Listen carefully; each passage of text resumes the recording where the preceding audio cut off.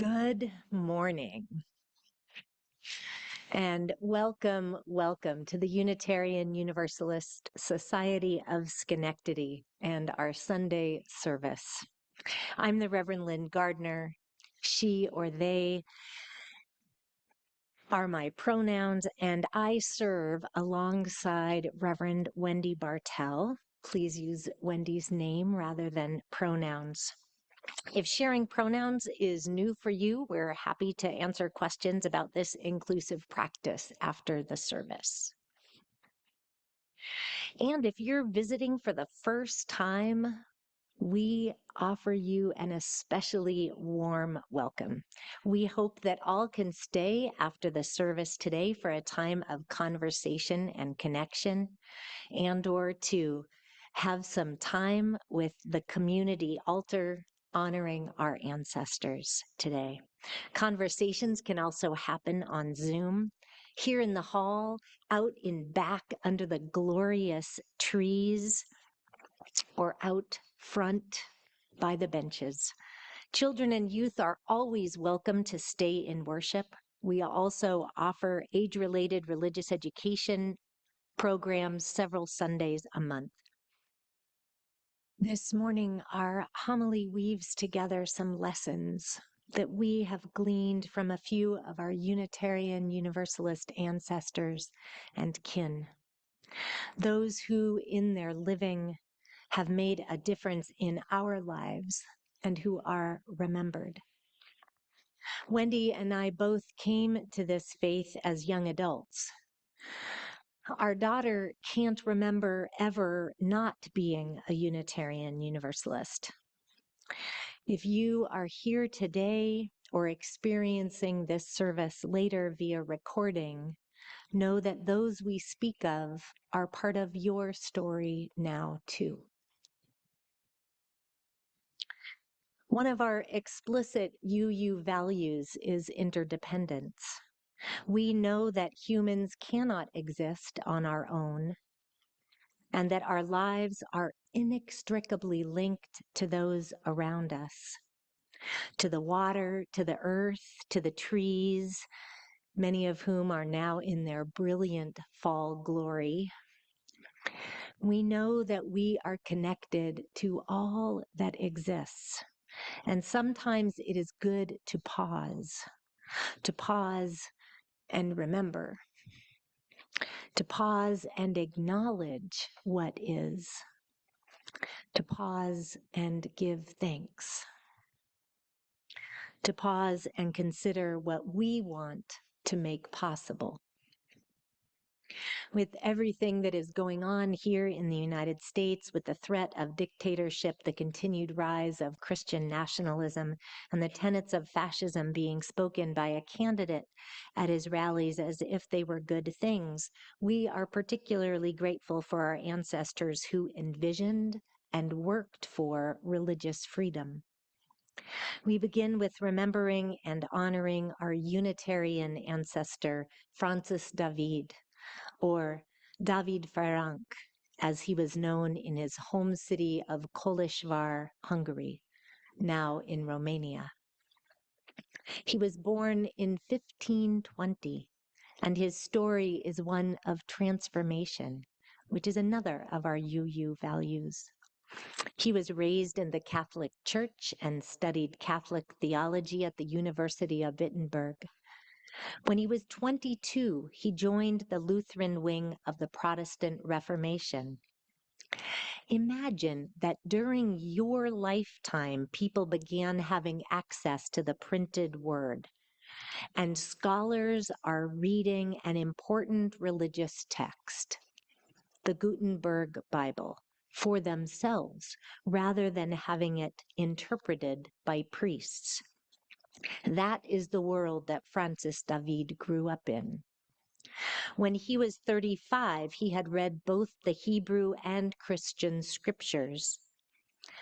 He wrote that he could find no scriptural validity for the Trinity and began preaching what we would now call a Unitarian theology, God as one rather than God as three.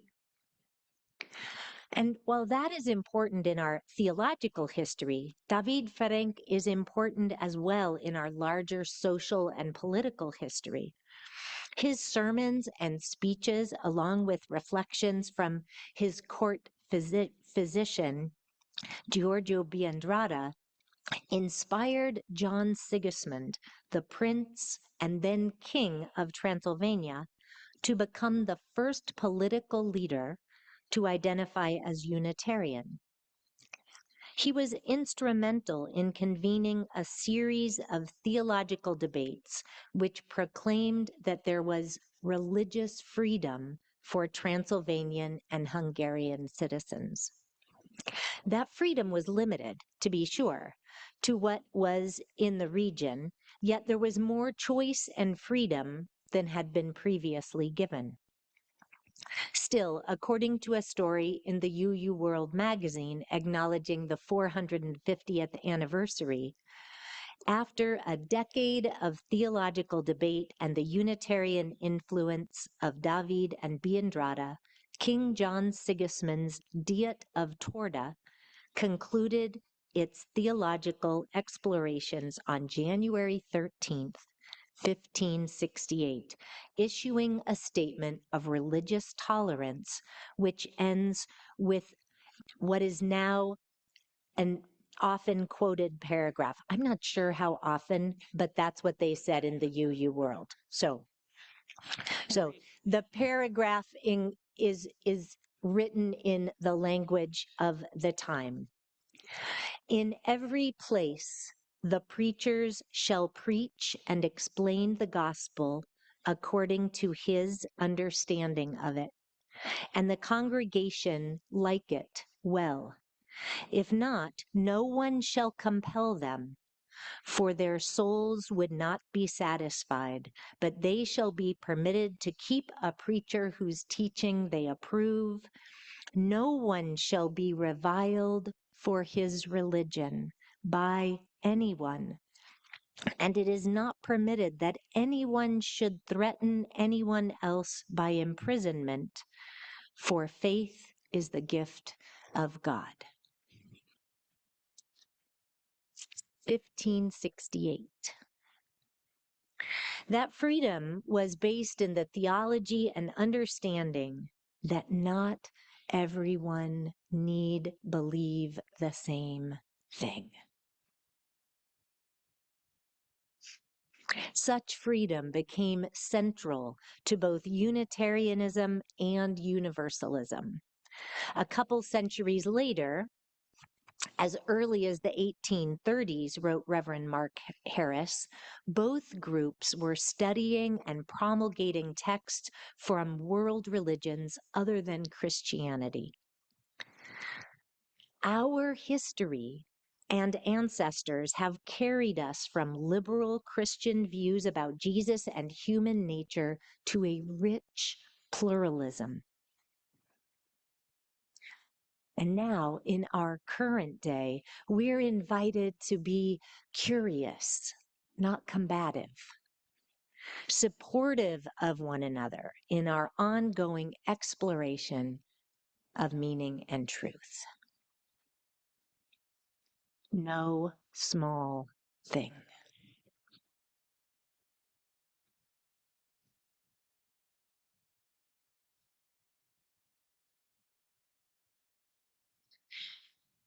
It is important to remember that while we may be able to know some of the stories of our religious ancestors dating back centuries, some of those stories are notably missing. Women's voices were prohibited and were silenced in most biblical scholarship, for instance. And too many of these stories are missing names and lives that cannot be traced within our own family lines or one another's. Dr. Glenn Thomas Rideout serves as the Director of Worship Arts Ministries at the First Universalist Church of Minneapolis. Some of you met Dr. Rideout here a few years ago at our Hudson Mohawk Cluster service. There's a weekly email message that is delivered from the Unitarian Universalist Association, our denomination's headquarters. If you subscribe to it, it's called Braver, Wiser. Courage and compassion for life as it is. In one of those messages in 2022, Dr. Rideout shared his confusion when a classmate in 7th grade proudly shared his family tree drawn out on poster board with some generations going back to the 1500s. Glenn Thomas comes from a large Black family in Baltimore, and he had asked every adult that Glenn Thomas was related to for any information they had about their genealogy, and then spent more hours researching in the library, joking that they were spending so much time in the library they offered Glenn Thomas a job. But sadly, finding nothing. How had this white classmate been able to find such a wealth of information about his European background? Rideout wrote, "Like most Black people, I rise on the shoulders of ancestors whose names I cannot know. Our ability to move through our own past is encumbered, cut off at the point where we as human beings are sold like cargo, the point of erasure."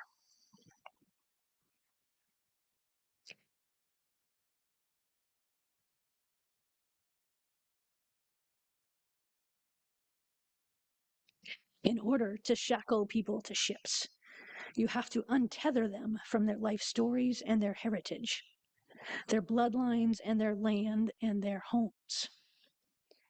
You do all of this untethering, and for the rest of the generations of that person, for the rest of the time, there will be no knowing of their stories.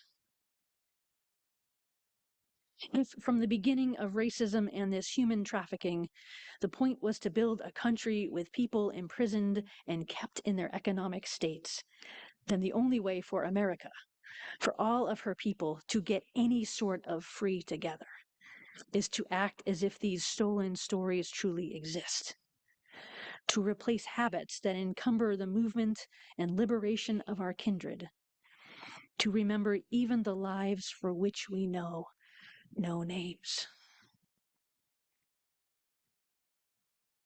Dr. Rideout concludes, "We show our children now the truths of yesterday and the possibility of tomorrow. It's this deeper connection with the greater living story that brings a chance of wellness and repair for all life."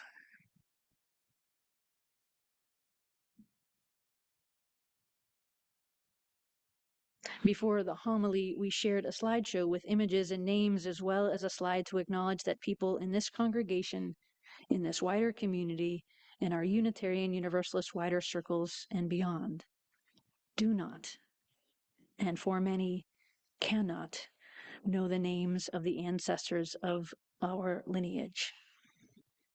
Acknowledging that tender truth is part of the work of repair.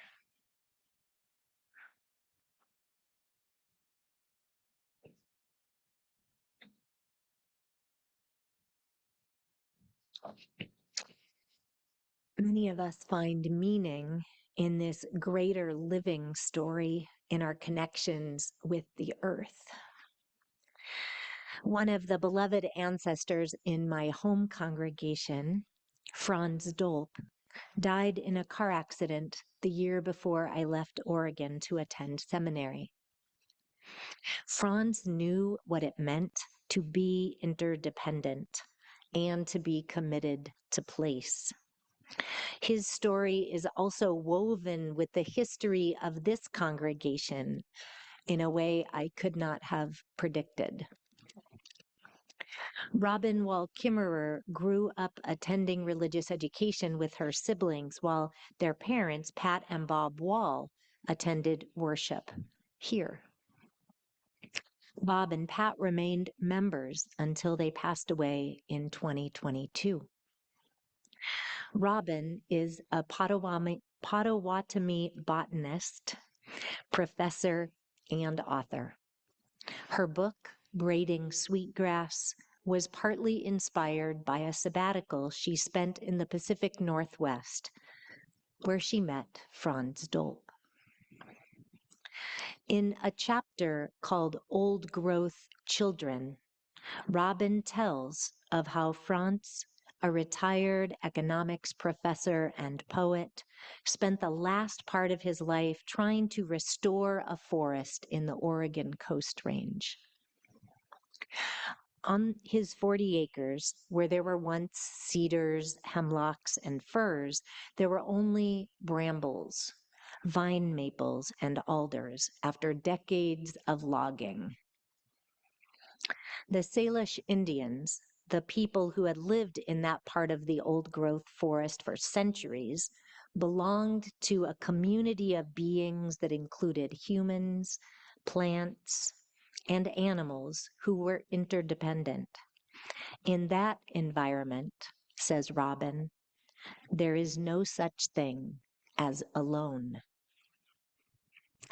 After all that logging, the old forest, a result of thousands of years of ecological fine tuning and home to an incredible variety of life forms, would not grow back by itself. It would have to be planted.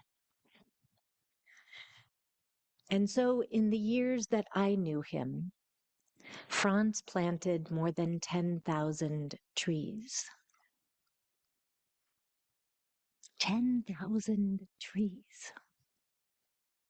I recall one lovely afternoon with him there, tucking seedlings into the soil, while he described what the forest would be like in another generation or two.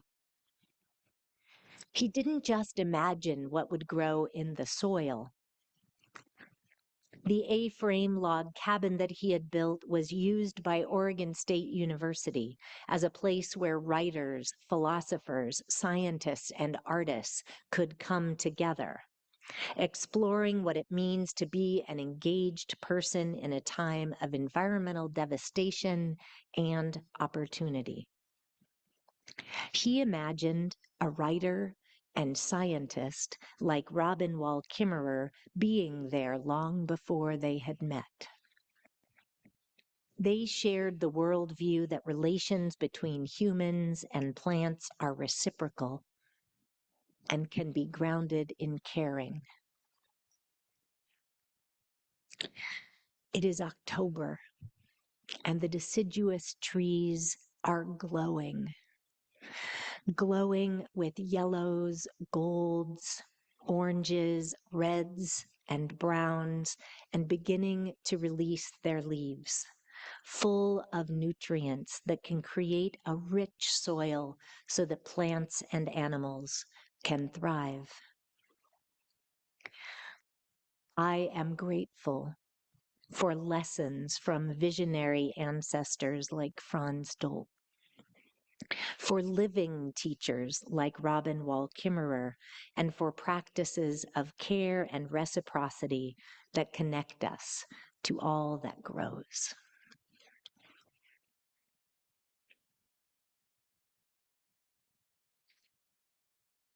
There are also ancestors from whom we've learned hard lessons, the lessons of how not to be.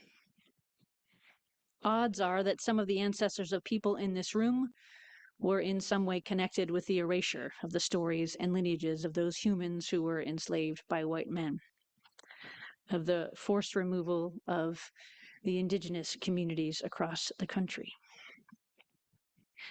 There is work of reconciliation and repair, and perhaps also reparations that are needed.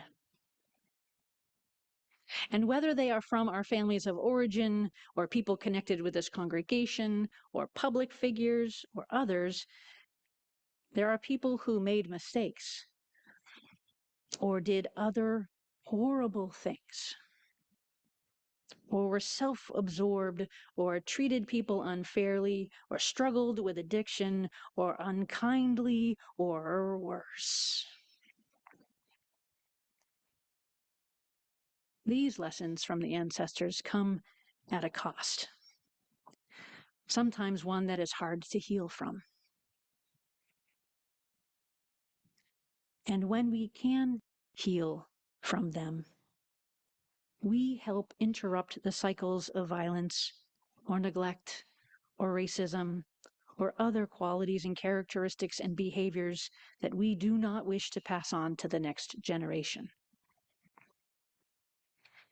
That therapeutic work is so very important to do.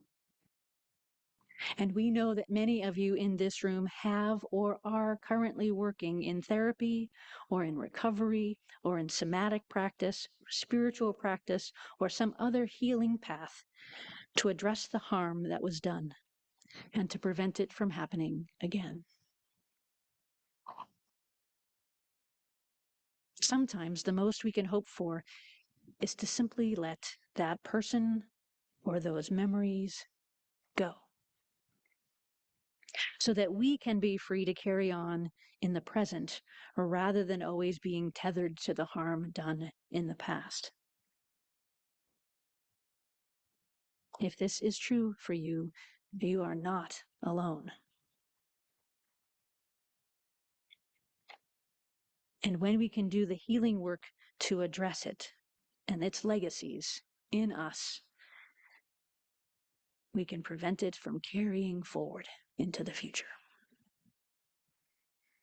It takes a certain amount of courage and vulnerability, or as I mentioned last week, a certain amount of strong back, soft front, wild heart to do our healing work. And it is never too late to start. It is never too late to start this work to create a more whole life, so that when we become ancestors ourselves, that the lessons we have passed on are worthy of learning. May it be so. Amen. And blessed be.